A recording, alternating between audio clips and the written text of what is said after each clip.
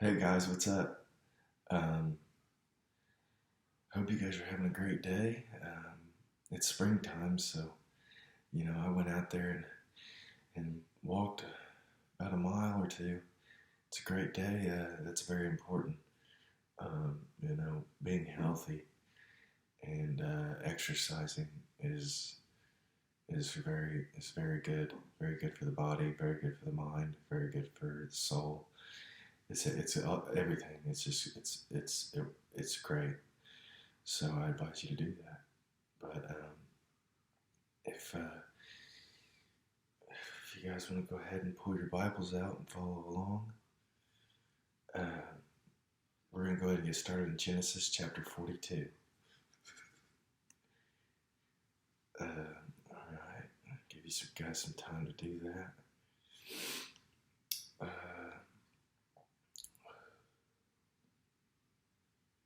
All right, let's get started. Joseph's brothers go to Egypt. When Jacob heard that grain was available in Egypt, he said to his sons, "Why are you standing around looking at one another? I have heard there is a grain in Egypt. Go down there and buy enough grain to keep us alive. Otherwise we'll die." So Joseph's 10 older brothers went down to Egypt to buy grain.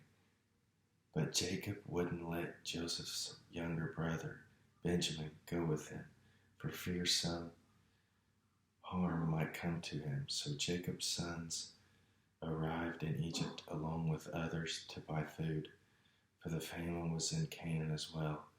Since Joseph was governor of all Egypt and in charge of selling grain to all the people, it was to him that his brothers came.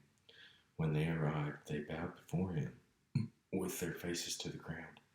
Joseph recognized his brothers instantly, but he pretended to be a stranger and spoke harshly to them. "Where are you from?" he demanded. "From the land of Canaan." They replied, "We have come to buy food." Although Joseph recognized his brothers, they didn't recognize him, and he remembered the dreams he'd had about them many years before. He said to them, "You are spies. You have come to see how vulnerable our land has become." "No, my lord," they exclaimed, "your servants have simply come to buy food. We are all brothers, members of the same family. We are honest men, sir. We are not spies." "Yes, you are," Joseph insisted.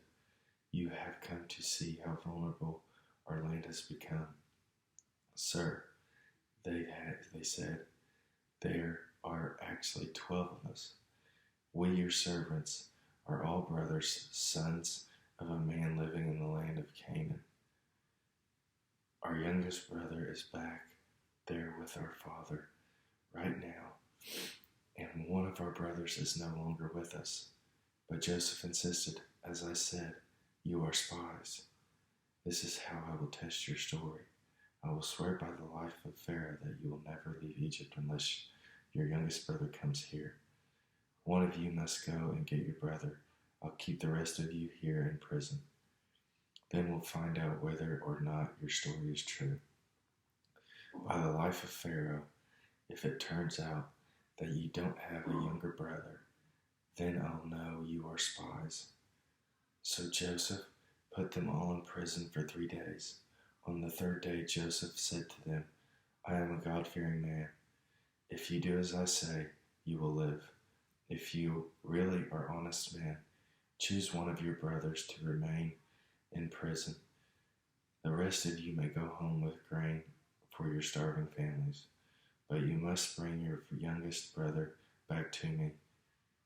This will prove that you are telling the truth, and you will not die." To this they agreed.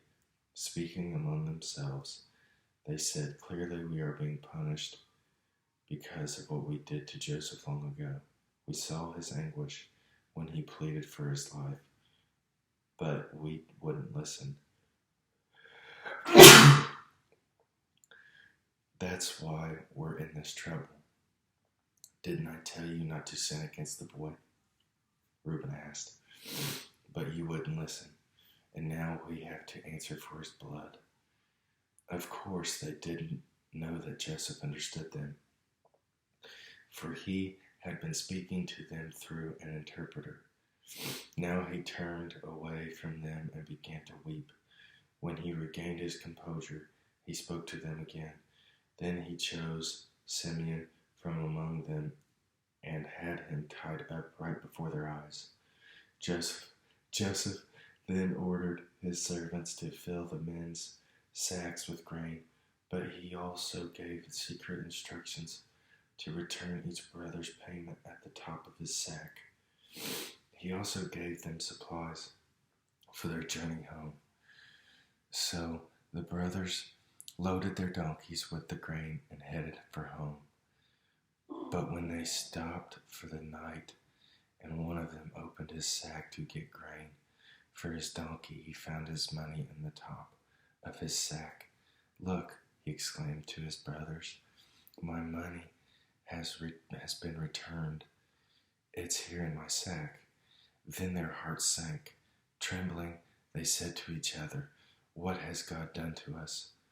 When the brothers came to their father, Jacob, in the land of Canaan, they told him everything that had happened to them.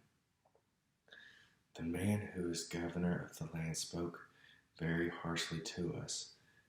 They told him, "He accused us of being spies scouting the land." But we said, "We are honest men, not spies. We are 12 brothers, sons of one father. One brother is no longer with us, and the youngest is at home with our father in the land of Canaan." Then the man who is governor of the land told us, "This is how I will find out if you are honest men. Leave one of your brothers here with me, and take grain for your starving families and go on home. But you must bring your youngest brother back to me. Then I will know you are honest men and not spies.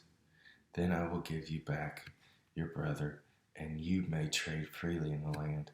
As they emptied out their sacks, there in each man's sack was the bag of money he had paid for the grain.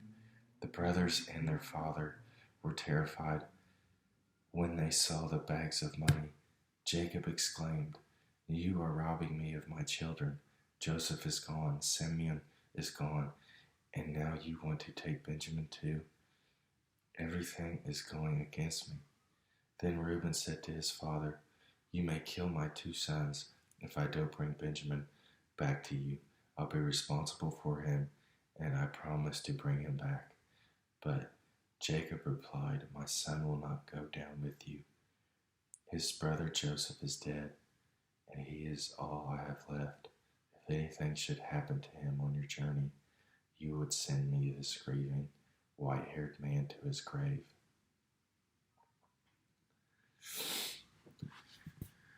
That was an interesting chapter. That was, when Joseph said he had a dream about, his brothers and all of his family bowing down to him. It was true. And that's what this chapter's about,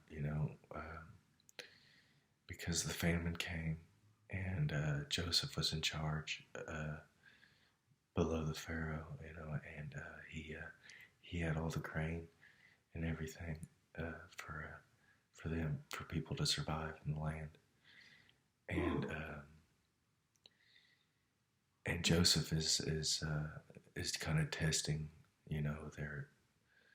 their his brothers because they didn't recognize him, and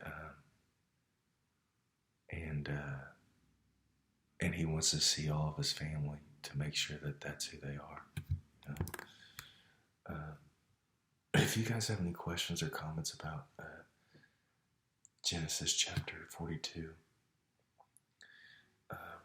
just put them down in the comments and down below the section.